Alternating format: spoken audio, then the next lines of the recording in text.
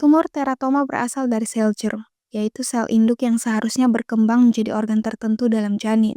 Namun, ketika terjadi kesalahan dalam pembelahan sel pada masa kehamilan, sel ini malah tumbuh secara tidak terkendali dan membentuk struktur tubuh di tempat yang tidak seharusnya. Menurut dokter spesialis bedah anak, Dr. Sulmiati SPBA sub SPUAK, AUFOK, meskipun penyebab pasti teratoma belum sepenuhnya diketahui, ada beberapa faktor yang diduga dapat meningkatkan risiko kejadian ini.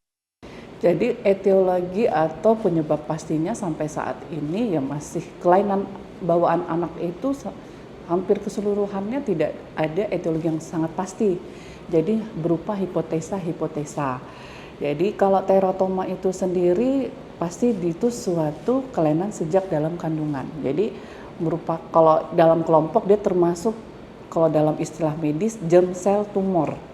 Jadi teratoma ini termasuk salah satu jenis tumor germ cell tumor yang terbanyak di antara jenis-jenis tumor lain yang masuk dalam kelompok germ cell tumor.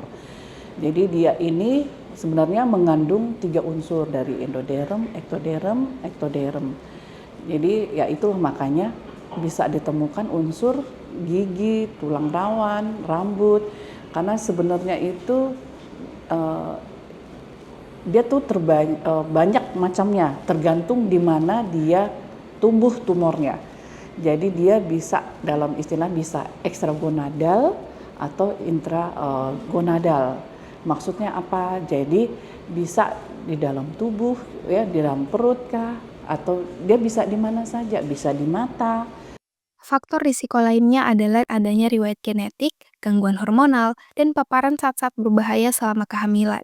Meskipun begitu, belum ada penelitian yang secara spesifik menghubungkan faktor lingkungan dengan kasus teratoma.